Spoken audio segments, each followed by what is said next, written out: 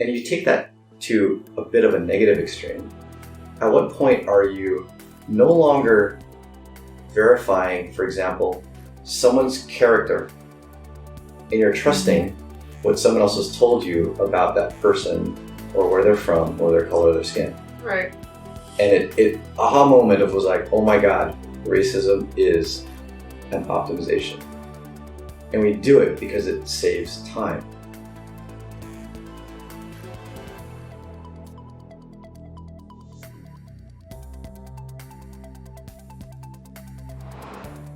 Hello everyone, welcome to the Multiversity project.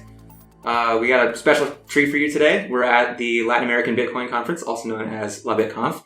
And today we have with us, Paul Puey, who is the CEO of Edge. It's a Bitcoin wallet. How did you describe it? A self... Or a self-custody exchange and wallet. Self-custody exchange and wallet, yeah. Buy, sell, and trade, but you hold your own keys.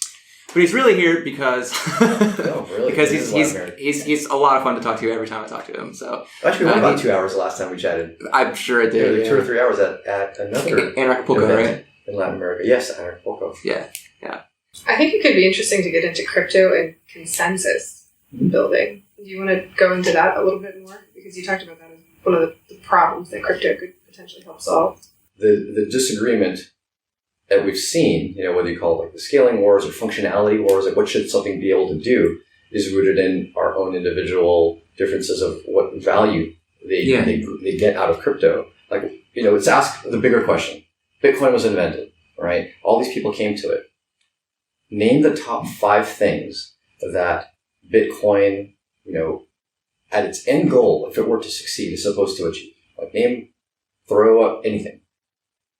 What's it supposed to achieve? Probably for me, it would be like greater peace, like fewer perverse incentives, fewer incentives for violence. So there's more fairness, more justice. That's what I call an indirect end goal that it definitely is aimed at for a lot of people.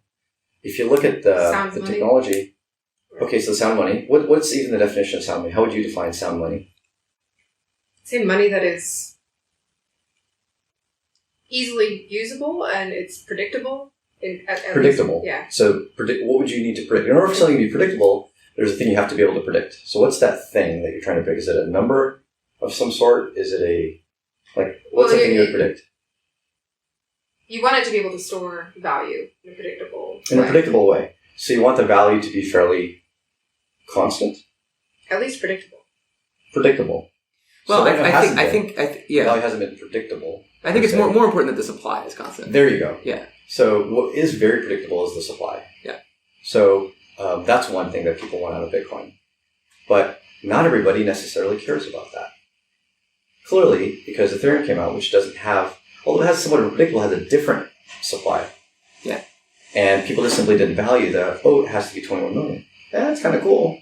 But some other person will say, it's not that important to me. Right. I'd rather have something else out of currency. And so, I don't know. Ariel, what do you feel like? Supply is one thing you did mention, Katie.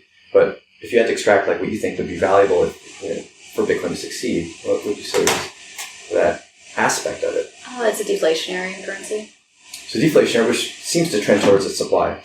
Right. Right. So you've got 2 people first, so it's a supply. Okay. So supply. Chris? All right, so what's the question again? What is the characteristics most valuable about Bitcoin to you? So we've got 2 people that believe in the supply, which tends toward that sound money theory. You mean just kind of fundamental characteristics of Bitcoin? Yeah, fundamental that are super valuable. Yeah, I mean, so one of the things that to you, the reason why Bitcoin is so impactful for me is because it seems like it's almost the most objectively when there's a consensus over which block is the real block, right? It's almost kind of like that's the most objectively true thing in the world because it's, this block has the most hash power behind it. And so this chain of blocks going back to the Genesis block is the most, true interpretation of Bitcoin. So, and it's not some institution that's coming down and saying, this is the correct block. It's just that, this block has more hash power behind it. And so it's almost like the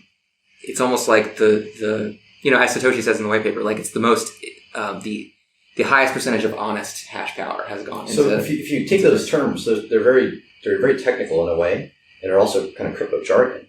But if you look at what that achieves, what does that actually achieve that's of value? Because having consensus, the most consensus of it allows a large and disparate group of people who are using math to all agree on the state of the ledger. I think at every 10 point minutes. there is that you can trust that your funds are going where you send them without having to defer to a centralized authority.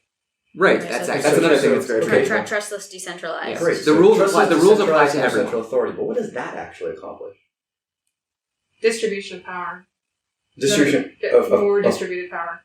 So distribution of power. What's the power, and who is it coming from and being distributed to? Like, what's the specific power? Like, ask yourself that. The power to do what, which was centralized, is now distributed.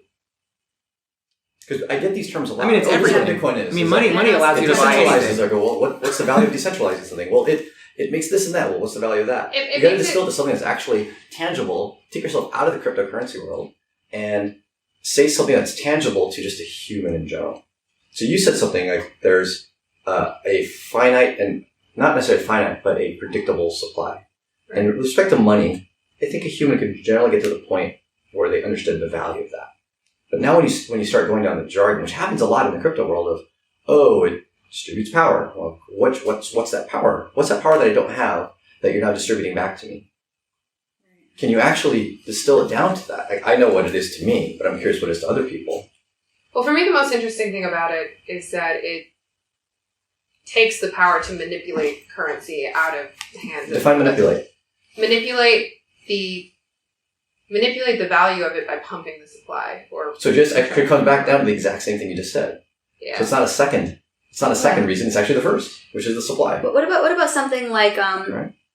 I can send money to my family in another country? Great. So accessibility. That to me is actually one of the most important things for Bitcoin, is that I have full global accessibility to send and receive.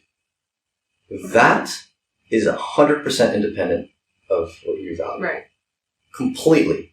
Okay. There's no way, shape, and form any dependency between those two. And you can create two completely different currencies that achieve each one separately.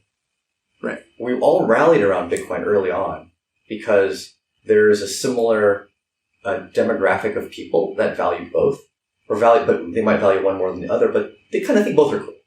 Right? Oh, accessibility is great. I can send money anywhere in the world. Oh, great. Government can't inflate it. But they're very divergent things that have nothing to do with each other. And it's when the industry started to grow and the value of what you said and the predictable supply could potentially become at odds with the global accessibility, that now you see the groups that were originally overlapping start to less and less and less and less overlap. Mm-hmm. And that's the thing people forget, is that Bitcoin provides several things that don't require each other. They don't inherently overlap. Right. It happens to with respect to its original vision. So another one's like anonymity, right? Privacy, exactly. And even that can be at odds with the other two. Yeah. So there's some overlap between anonymity and global accessibility. Because if you're fully known, then there's a potential to kind of go after the certain people. But there's some overlap, but not as much. With respect to the supply curve, that's almost completely separate. But you're right, exactly. Anonymity, privacy. And you could focus really hard on privacy at the compromise of other aspects of the currency, such as the global accessibility. So case in point, Zcash focuses a huge amount on privacy. However, being able to use the currency, especially when it first came out, was very difficult. And to this day, it's going to be very difficult. It'll require more powerful machines to use, faster phones, more bandwidth, which inherently actually makes it less accessible. Well, and I think a really important feature of a currency that all of these things help, like the supply cannot be manipulated, the rules of transfer cannot be manipulated, the rules apply to everybody. All of this has the effect of increasing the trust that the users have in the system. And I think the reason why Bitcoin is the most valuable currency and probably will continue being the most valuable currency for a long time is because people have the most trust in it. Because it's I mean, it's got the network. It's got, more people using it than any other cryptocurrency, and it's got more developers working on it than any other cryptocurrency, and it's just been around for longer than other cryptocurrencies. And so I think the network effects and the ability to trust that the currency is going to continue working in the same way are extremely important for it to be sustainable and for it to continue bringing value into the world. So it's been around for 10 years. Most of you, I presume, have had some life in the U.S. Us too. Yeah. Right. Okay. How long have you had the same bank account with no issues of trust? With no issues of trust. What do you mean? I have my whole life. You have your whole life. Well, since I was like 16. So the 10 years that Bitcoin has been around without any issues of quote-unquote trust is a small slice compared to a large percentage of at least the fortunate people in the U.S. that have had bank accounts for decades without them having issues of trust. Inconveniences, sure, but issues of trust. So it's actually very banker-like. I mean, it's very banker-like to say that the reason why it's the biggest is because it's been around the longest and people haven't had any issues with trust. Mm-hmm. That's the type of thing an incumbent says. Well, but there's also, I mean, there's a qualitative difference between banks and Bitcoin, which is that banks are centralized and Bitcoin is decentralized. So I can go down another wax poetic on that whole concept, is that I will never call Bitcoin decentralized and even a bank centralized, because that is a very binary statement in and of itself. Right, but it's pretty true. It's actually not. So what is your objection to that statement? Not. So my take is it's a complete grayscale gradient between centralized and decentralized. And it even depends on how you define those words. Mm-hmm. And I fundamentally think that the way people define centralized and decentralized is actually part of the reason. I think this might have been the discussion we had, I think, last year. Part of the reason why people disagree is because those two words aren't well defined. And someone will say, your shitcoin's not decentralized. Well, your shitcoin isn't either. Right. I agree. Because there are lots of different mining nodes. There's no gatekeeping on who can be a mining node. There are lots of different economically important nodes. There's no gatekeeping on who can be an economically important node. There's no gatekeeping on who can be a user. There's really no gatekeeping at all. So there's no gatekeeping in thousands of shitcoins. Right. But and Bitcoin has been around the longest. And they got 1,000, okay? That has nothing to do with decentralization. Decentralization is not a function of... Well, it had no pre-mine, for instance. And thousands of shitcoins had no pre-mine. I agree. A lot of shitcoins are on paper just as good as Bitcoin. But Bitcoin was the first one, and so that's why it has the most trust in it. And this wasn't a question of trust. I don't know. It's a question of the definition of decentralization. Well, so Bitcoin becomes more decentralized over time. At the beginning, Bitcoin was perfectly centralized because Satoshi was the only user and the only miner. Yeah. But as it grew and more people took a stake in the protocol, it became more decentralized, and it continues doing that over time. And since it's been around for longer than all the other coins, it is the most decentralized because of that. So has it become increasingly decentralized, or I don't know as much about this as you guys probably. There are ways. I'm under the impression that there was a period where it was extremely decentralized because it was practical to mine it on a personal computer or on a graphics card, and then it's become increasingly centralized over time because of an arms race. So let's define decentralization in the different characteristics that you could decentralize anything. We'll start with Bitcoin. So the nodes. Having more nodes kind of is, a definition of decentralization. Having more miners, somewhat of a definition of decentralization. Having more mining pools is an aspect of decentralization. One aspect that some people don't consider is having more actual users is an aspect of it. Yeah, that's a really good point. Yeah, definitely. And that's a little undervalued in most circles of discussion. And if you now look at the discussion and also having those nodes, those miners, those people in a more distributed part of the world. Right. What if you had more of those people, but they were in a single room and in the same jurisdiction, under the same government? Sure. In the same demographic of the same opinions? Is that as decentralized? Right. True. Ideological diversity is good. Exactly. So the Gini coefficient of the users. Exactly. So this is what people don't think about when they just simply say something is decentralized. That's such a poor statement because nothing is. Well, I can always point out a centralization aspect in anything someone will call decentralized, such as, well, where's most of the mining hardware coming from? From Bitcoin. Yeah. So when I say And something is centralized, that's a good point. What company does it come from? Well, it comes from Bitmain. Right. a lot of it comes from Bitmain, but there's also Slush. There's also Yes. there's also various other pools that kind of come in. However, if you want to make that stab at saying it is, the most decentralized or it is decentralized, you're inviting criticism. Is my take. Yeah. All right. Especially So I should clarify by what I mean by Interesting. decentralized. Like when I said a bank is centralized and Bitcoin is decentralized. What I mean is on the spectrum of completely centralized to completely decentralized. I would say that a bank is beyond the midway point on the centralized side, and Bitcoin is beyond the midway point on the decentralized. And why side. is decentralization even good? Because the theory is that when you centralize the power in a system, eventually the system ossifies because it's existing to serve the people who are controlling it. So would you say in general decentralizing things is a good thing to do? I wouldn't. I would say that when things are too centralized, that decentralizing them can restore balance. So then the question is, can something be too decentralized? Absolutely. Examples? Um, And how do we know that a pile of bacteria on a pile of poop. Here's another example. In the pre-feudal times, when it was basically just ruled by warlords, there was no central power.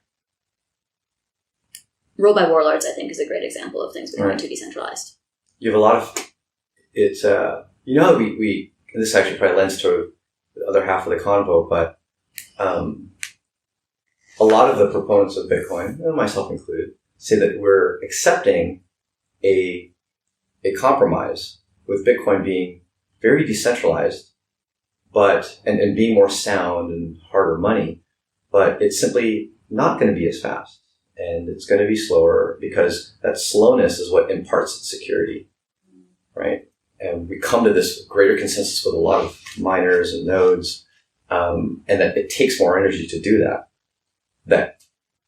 That term takes more energy to do that is equal to it's inefficient. Mm-hmm. That the two correlate very closely to each other, especially if you're accomplishing somewhat of the same thing.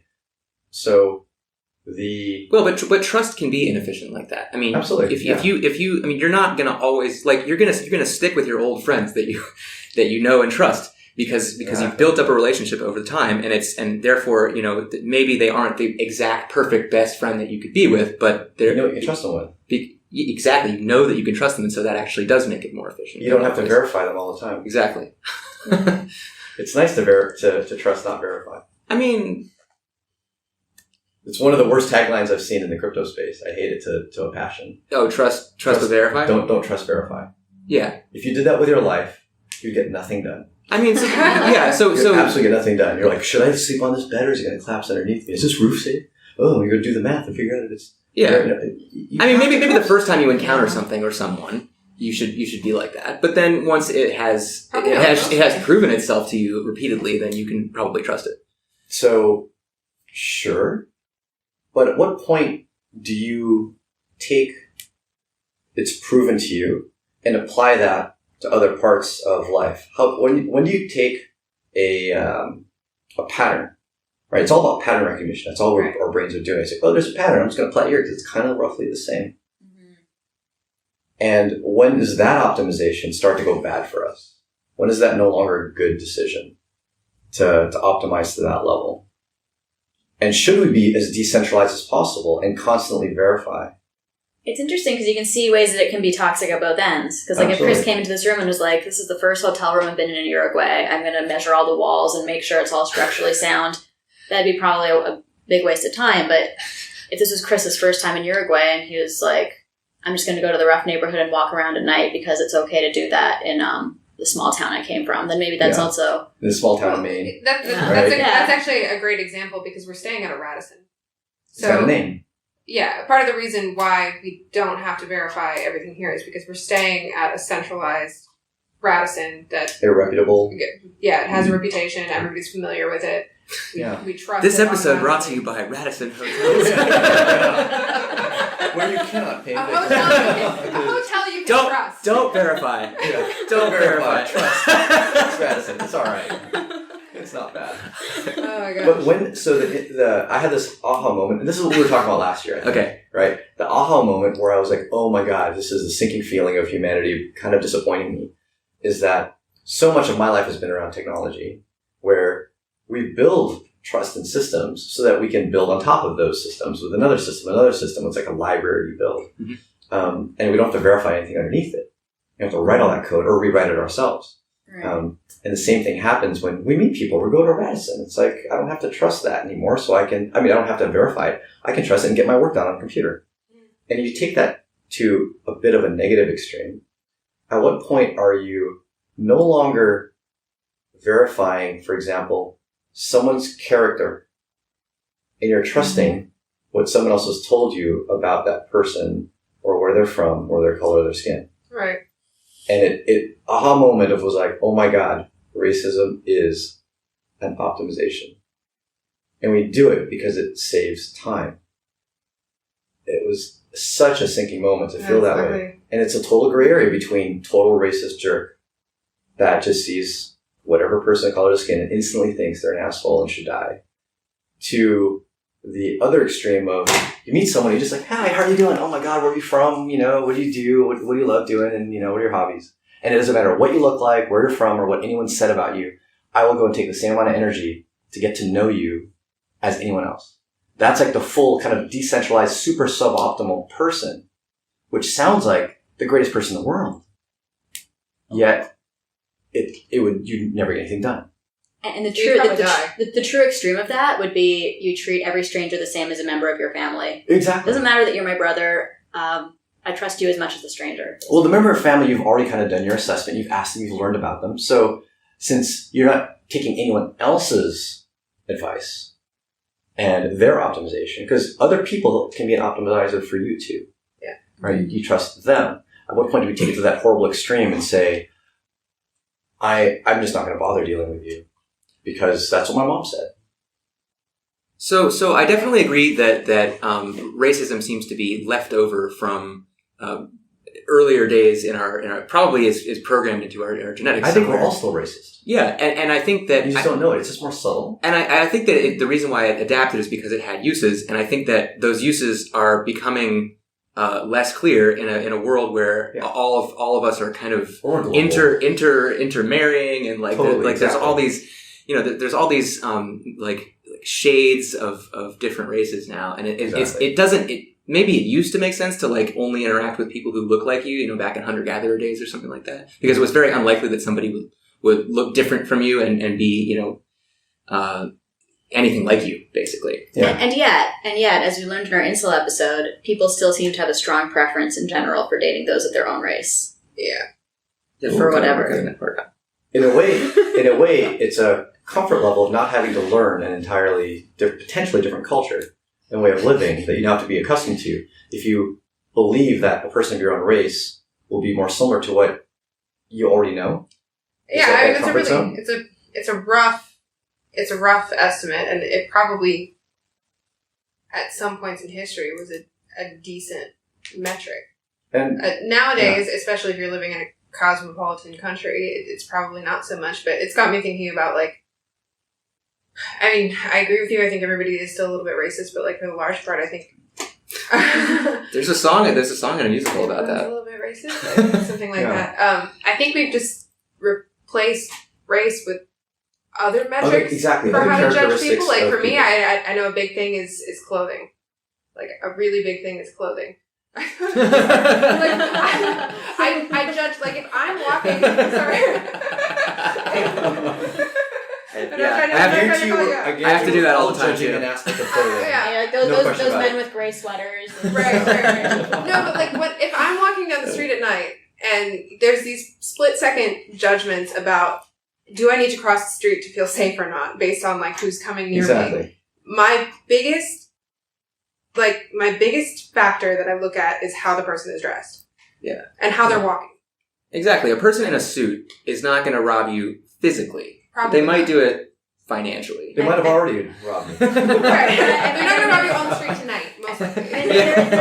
There's like when I'm going around the streets of Toronto where I live, I definitely feel less trust in my safety when I'm walking through a poor neighborhood. Yeah, terrible as that may sound. Right. I think that's rational. It's rational because they have a higher need and a higher motivation incentive to potentially rob you. And statistically a higher crime rate. Yeah. I mean, right. I think that's perfectly rational to be more afraid for your safety in a poor area than in a rich area. Yeah. And this is only a small nugget. Obviously, I think racism has generally improved over the years, but it made that aha moment of going, gosh, we crave this optimizing trend so much. Pattern recognition. More than this pattern recognition, copy, paste, because then we can take that piece of our life and not have to deal with it and then build, because we're such mental creatures. We want to start thinking at a higher level than that. Mm-hmm. So it's the same sense, I think even schools will start to change in the future. Like, why teach a kid 1 + 1? Let's use a machine for that. Let's teach them higher levels. Mm. But that starts to remove the desire for us to know, understand, learn, and analyze that kind of base layer, what we would consider to be base layer. Like, heck, when we were all kids, we were no longer learning the stuff that, 2 generations ago they had to. That's just part of grammar school, which would be maybe how to make flour. Right. Base skill has become a technology that we don't bother with anymore. Okay. Well, I was going to say, you can build up a lot upon a foundation that isn't perfectly strong. Like, maybe you build a base and it's a pretty good base and you can build 10 stories on top of it. But if it gets big enough and heavy enough, like, eventually the bottom is going to start to crack. Mm-hmm. And if you don't understand how to build a foundation anymore and you don't even know what's there, then you're kind of screwed. But you can get by for a long time without dealing with what's at the bottom. The dealing at the bottom is kind of like, how has McDonald's been able to create such shitty food for so long? And we don't even know what's under there anymore. Because to our view, it's food. Yeah, it's good enough. Well, McDonald's is They started out with pretty good food, and then they're the hallmark though of food optimization. They're the first company to incredibly optimize the entire food chain. Yeah, and that's to their credit from a business point of view. Right. I think you do need to go up and down though through the levels, like build and build and build, and compress everything at the bottom, like. Use a calculator all the time and like do the really complicated math, but like at a certain point, like when I was in high school, I had a job where like I worked at a cash register and I would just like do the calculations in my head. Mm. And I got way better grades at school with calculus or whatever after I started doing that because it's all connected. Like you can't neglect the lower level skills for like Katie said, like eventually. Yeah, if you ignore the fundamental stuff for too long, eventually it falls apart. Mm-hmm. I think we are seeing a lot of that in society. I entered the spelling bee in 5th grade and couldn't spell battery. First word I got that came across was battery. And I couldn't spell it. I became an electrical engineer. Who needs to spell today? Like, how important is the ability to spell today? Most people say that was a fundamental requirement to just kind of be able to spell. For me, actually, the ability to spell is like a heuristic for me. So I wanted to bring this up before. I think all of the things that we're talking about, these pattern recognition things, a lot of them are heuristics, right? There's so much just bullshit everywhere that you have to be able to apply some kind of filter to what you're looking at in order to locate what's relevant in your landscape. And so one of those for me is if somebody spells really well, then I tend to respect them more. I don't entirely know why that is. I think it's because maybe I put so much into it, like into my own, like making sure that my own messages are spelled correctly. Very bad to have misspellings. Yeah. It's one of those reputation killers. But like you're saying, it could be one of those heuristics that's less and less relevant. Well, but it also becomes less and less relevant, not the reading or noticing of misspellings, but the even creation of misspellings, because technology just fixes it. It's kind of like the clothing thing for you, I think. It's kind of just like this heuristic that makes you think, this person, put some effort into their clothes, and so they're probably an okay person. Whereas I'm kind of like that, but with spelling. I'm kind of like, this person put some effort into learning how to spell all the words in their tweet, and so I should put effort. I should pay more attention to it. I just want to clarify, my clothing heuristic isn't about how fashionable somebody is. It's about, I think that different subcultures of fashion sense indicate like allegiances to different tribes, kind of it, and being unfashionable tech guy doesn't make me think you're a bad person because you're not fashionable. It makes me think you're a tech guy. Does that make sense? Right, but what I think what you were talking about, like safety, right? You said like when I'm walking down the street and I see somebody who's poorly dressed, it's because you assume that they're poor, probably. No, not poorly dressed. It's certain styles.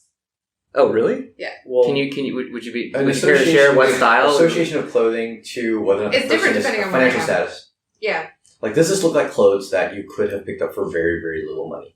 Or the only clothes that you've had for a long period of time?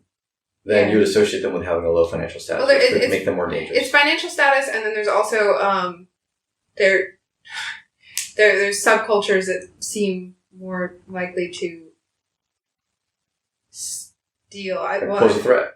Right. Yeah, like there's that are not necessarily poor, but just have a bad subculture. Well, there's criminal subculture. A criminal subculture. Yes, Yeah. There's. Have you actually had any safety issues of your own? Yeah. Like I've had people kind of try to steal my cell phone out of my hand. I've had people follow me and stuff. I live in Latin America, so and I spent a lot of time walking. So you've had at least some pattern match with the types of people that would steal and how they're dressed. Yeah, and it's also advice that I've received from lots of people. Right. Yeah. So, because I know a lot of people, my wife included, who hasn't had like a safety issue of that sort, will react in a similar way. And that's through advice. Mm-hmm. Yeah, right. You live in California, right? Yeah. There's something to advice. Advice, which is basically someone else's experience, which could be their experience from someone else telling them. Right. It could just go down the chain. Mm. Not to get back into the whole racism thing. It's rooted in getting advice from someone else. Yeah, who do you trust? How much do you value that person's advice? And there could be some personal experience as well. But I think how rampant racism was, at the time that it was likely not from simply personal experience with that race, but rather advice from the community around you. It's dangerous because like advice is kind of like memes or traditions, like advice that lasts and like propagates forward. It probably does that because there's some element of truth in it. Like if Katie had gotten the advice like stay away from men in expensive looking suits because they're up to no good, like that wouldn't have rung true. It wouldn't have resonated. No, I mean specifically I'm talking about my advice to stay away from reggaetoneros and motorcycles, like guys who look like they listen to reggaeton and are on motorcycles. That's a big one.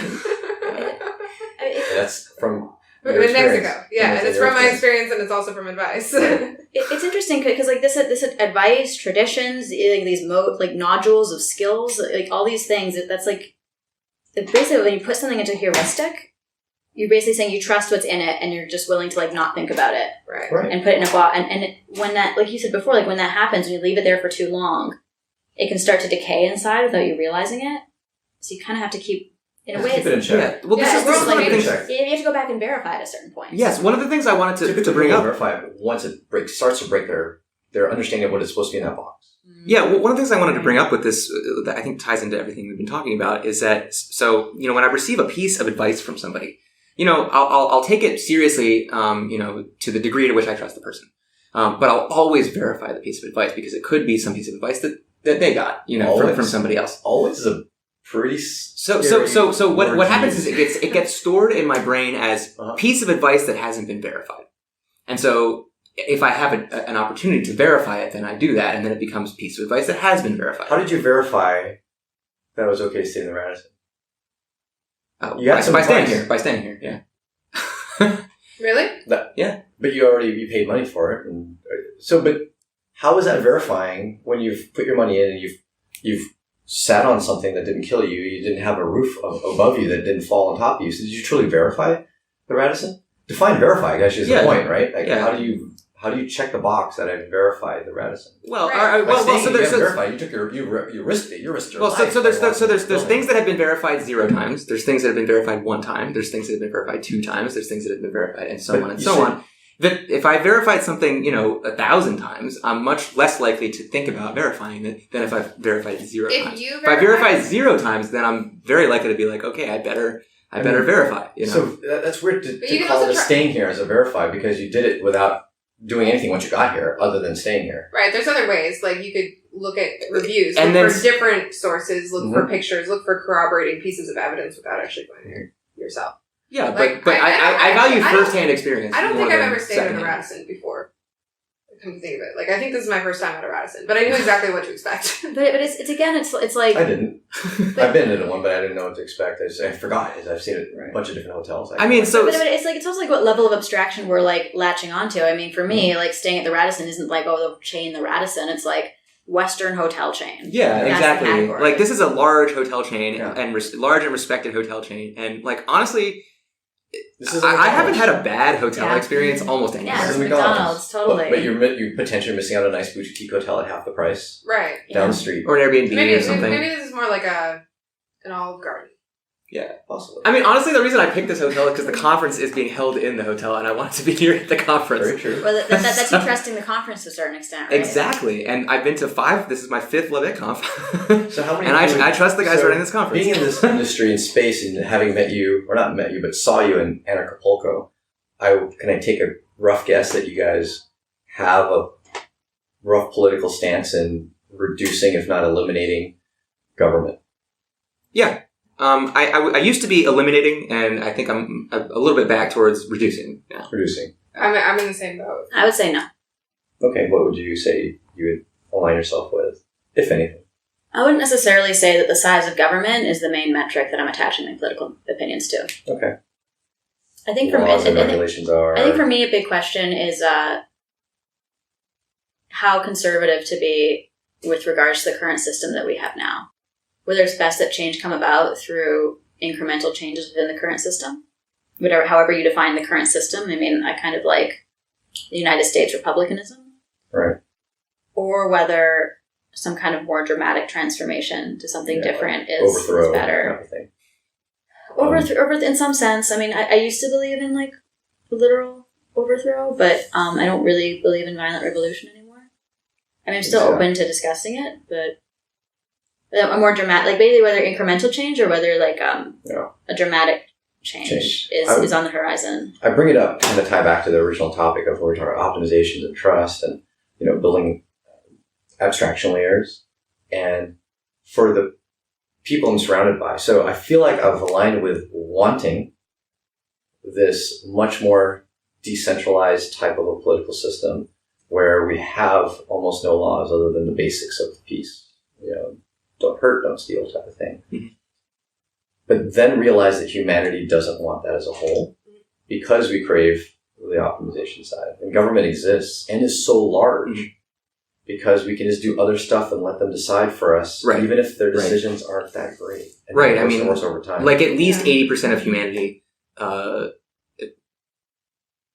trusts their thinking to other people. Yeah, they like most of their thinking. And therefore they don't have to make certain decisions. Right. Like, healthcare is one of the most debated topics. Do I really want to make the decision and replace the FDA and analyze every drug that would potentially get approved? I don't agree with FDA. It's actually one of the big root causes of my disagreement with the establishment in the first place. But at the same time, do I want to do that? Do I want to deal with the type of decision making? In the same sense, if you look at a startup or a business, what's the first thing they tell you as a manager? If you start managing and you're growing. Not sure. I should know delegate. Okay. Delegate, which means trust someone else. Right. Yeah, Right. Pick them wisely, but trust someone else. Yes, exactly. Pick them wisely. But you don't verify. Well, make sure.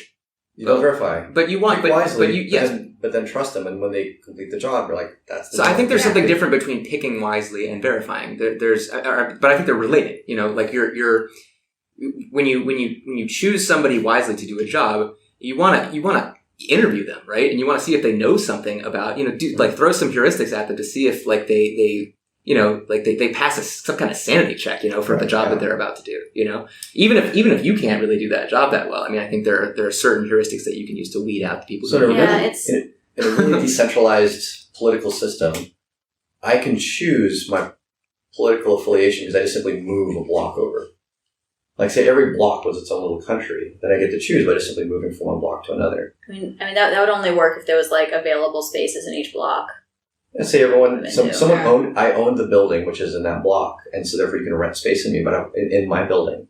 But I have my own political system in there. I say whether you can wear shoes inside the building or not, and whether or not you have to put down the toilet seat and you have to follow my little law inside of this building. But you're free to move to any other. I don't know. I mean, this whole system. It is like feudalism. This whole system of like the proliferation of many dictatorships as opposed to democracy. I don't know. Yeah. I'm not saying it's a good thing. It sounds pretty exhausting. Exactly. It's very inefficient. Yeah. It sounds. It's very inefficient. Decentralization is very inefficient. There are certain things that would be more efficient about it, and many things that would be less efficient. Where exactly is that balance, I think? And maybe this is the reason why I think about this stuff is rooted in my astrology being a Libra and balance and whatnot, is that these two extremes. Oh no, you said Libra. I know. How dare they insult my sign? He likes Facebook. Libra's not freeing a damn thing. So those two extremes. Yeah, these two extremes are what I run into a lot in the industry, or at least slinging of those words to these extremes. The bank being the extreme and Bitcoin being the other, the shitcoin being one extreme and this other coin being the other, and not trying to achieve what I call is the balance that's, I hate to say this term, but the good enough. Mm-hmm. Right? Where do we achieve the goals? So that's why I ask, what are the goals of Bitcoin? Not, not the, I want this decentralizing distribution of power, but what exactly is that? If you can define it more clearly, then you don't have to define something as being decentralized or not. You just have to accomplish that goal. If that goal is fixed supply, who the fuck cares how you got it? Right? Well, if that's our goal, heck, if that's your only goal, gold does that. Well, and you want like certain things to not happen, like let's minimize the deaths, like the violent deaths, like let's minimize coercion, like people getting robbed, let's crypto. How do you actually? We have to solve the problem, but we have to do it without breaking too many eggs. We have to make the omelet, but we can't break too many eggs. It's rough because there are all these like different values, and everyone sort of values them a little bit, but different amounts, and we're all kind of juggling them. And like I like what you said about the good enough. Like I think that's because it's so squishy in the middle. It trends to being very be very disagreed upon. Yeah. And only that too. One thing I've noticed about social media and media as a whole is that the good enough is a very unpopular stance to have. Exactly, and people it's not sexy. Yeah, if you're in the center, people are going to hate you. Our society, Andreas' presentation, it wasn't the good enough. It was like down with the oppressors. How dare you use Facebook? Yeah. Well, I mean, the world we're in now, for all its problems, has a lot of positive things about it. And it does seem, like you said before, most of the population is happy to delegate to the politicians the responsibility, but less and less. Like, more and more people are becoming ideological. And you see, like, this person's a Marxist, and if we have Marxism, it'll be better than what we have now. But no, if we have the Bitcoin utopia, it'll be better than we have now. If we're ANCAPs, it'll be better than what we have now. But, like, it's easy to take for granted. But it's easy to take for granted what we already have. Exactly. I think that's why the U.S. I think has come into such strong power is they took the good enough and really squeezed it. Like they just took it to the very edge. Well, and that's what everything that's super successful does. I mean, that's what Facebook did. That's what Google did. That's what Apple did.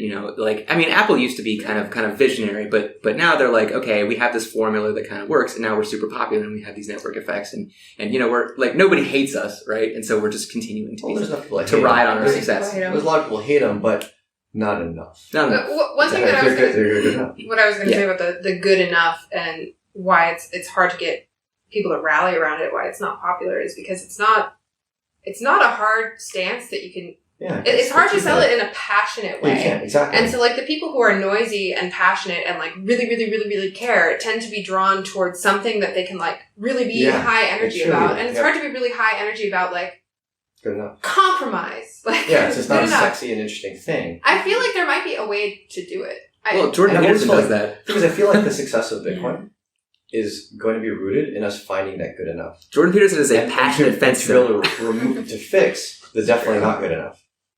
But we've got this technology that can kind of go in many different directions, but it's so disagreed upon which way to go. But then you have the system, which I think a lot of us agree is not good enough. But with this disagreement of how to take the up and coming crypto technology, like what is the good enough there that makes it adoptable? I think we hinder its progress. Have you found yourself moderating over time, or were you always kind of an advocate of the good enough? I'd say for a long time, but not at the beginning. In the beginning, I was probably like rah cheerleader. I remember giving a presentation on what makes Bitcoin decentralized and talked about all the different ways and added a few more that people didn't think about. But then I really started to ask myself, is it realistically important for it to be that decentralized? Or is it actually compromising it? Much like you said, it's going to compromise a system if you over decentralize. Like if you make mini countries that are the size of a city block, that's going to compromise the general well-being and efficiency of the world as a whole. Right. And the classic example I give is the U.S. as a country is more decentralized than Europe as a continent in some ways. Yeah. And it's one of the ways that the crypto ecosystem complains about. So the crypto ecosystem often wants decentralization. Well, guess what? You got it. There's 50 states. Go get money transmission licenses in each one. Mm-hmm. Versus getting one that covers 30 countries in Europe. You want decentralization? Right, exactly. It. Centralization brings convenience. That's definitely true. Absolutely. And so does delegating your thinking. That also brings convenience because then you don't have to think. Mm-hmm. Yeah. And there are conveniences, and then there are also dangers. Yep. To any of those. Actually, so a lot of people complain about banks and bank transfer and having to go over borders. God, banks suck, those centralized bastards. It's like it takes me, it costs me $50 to go from, US to the Philippines and it takes 2 days. It is really expensive. Guess what? It's not expensive and slow because it's centralized. It's actually expensive and slow because it's decentralized. Because it's decentralized. You're going from one country to another. Mm-hmm. Within the same country, it's fast and cheap. When you stay within the centralized entity, it's actually faster. Right. It's when you cross over to large centralized entities. So it's when the centralization gets so big, but it's still separate, that now the costs become really high. Because you have these two entities that don't really want to talk to each other because they've got their own systems and their own way of living. Yeah. Then the switching cost becomes really high. Well, and these things that a lot of us really enjoy and take for granted, like cheap, fresh food from all over the world and affordable electronics, that's also a result of centralization to a certain extent. Yeah. China's made everything really, really cheap because they've centralized a lot of the manufacturing capabilities and made it super efficient. Right. And that's what we get to enjoy for... But, you mentioned China there? I mean, but their people are also very not free. Well. The cost. Yeah, that's the cost. Yeah. So, there's definitely trade-offs to centralization and decentralization, and I definitely think there's always a balance to be struck. And the balance that gets struck is going to be dependent on the people that constitute the society and their personalities and their preferences. So I'll leave it with an idea of the original question of what do you want out of Bitcoin? We've got kind of an inflation control, known supply. I think you'd mentioned accessibility. Yeah. Like other people in the world, everyone in the world can access it. Privacy, right? So you have the capability of doing private transactions. I think I'll throw one in. I'm surprised no one said this because it's what everyone says: censorship resistance. Oh, right. Yeah. And so I can. Well, that's what I meant by the rules are enforced equally, no matter who uses it. So everybody has to follow the exact same rules. It's a smart constitution. Is how I like to see the Bitcoin protocol. Everybody follows the exact same rules. Yeah, everybody has to follow the rules of the protocol. There's no selective enforcement. There's absolute enforcement. And that's what makes it a more fair system than something that's centralized, like the US government. Those are three or four good value propositions of crypto. And so the thing I say is, you get there by any means of centralization and decentralization. Right? Yeah. Who cares at any point how many nodes or how many miners or how many whatever, if you're able to achieve those nuggets of interest to you and your personal. And obviously, if a certain cryptocurrency becomes too centralized and it starts to abuse its power, if the people at the top, start to abuse their power, then that should hurt the value of the cryptocurrency in the market. So, if it hurts one of those characteristics, and if the people who like that coin care about that characteristic, So, inflationary resistance. So Vitalik maybe one day goes, instead of it being 5%. Long-term inflation, I don't know, 1%? I thought it was. Ups it to 1.1. I think it's 5%. Yeah. Maybe long-term was 1. Maybe he ups it to 1.1. I didn't know that was going to happen. That's not predictable, Yeah. but it's kind of good enough to me because I Right. care more about the ability to And this is how the Federal Reserve decentralize works. financial. You know, like basically the Federal Reserve gets to set the interest rates, and people go, "Oh, well, you know, that isn't what I wanted, but you know, it's not enough for me for us all to revolt, you know, against the U.S. government or something like that." You know. Okay. Yeah, I think we're just about a good place to wrap up. Do you have Oh, are we coming up on time? I think we are. All right, yeah, I 15 was minutes. trying to draw it together. Do you want to make a final statement, Paul? Oh gosh, final statement. I feel like a lawyer in a courtroom.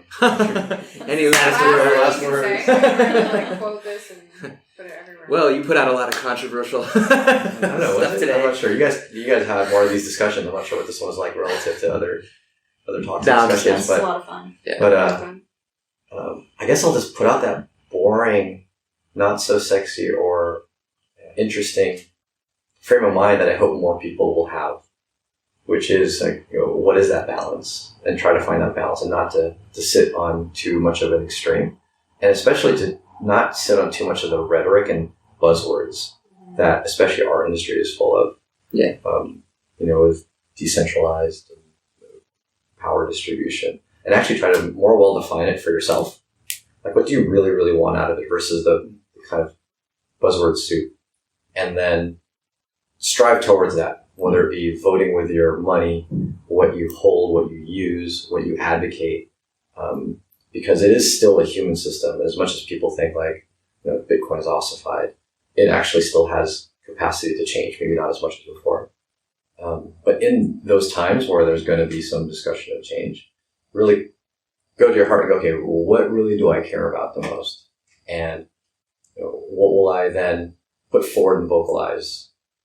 Hopefully it aligns with that versus just the grandiose words and buzzwords of what people think it should be. So, yeah.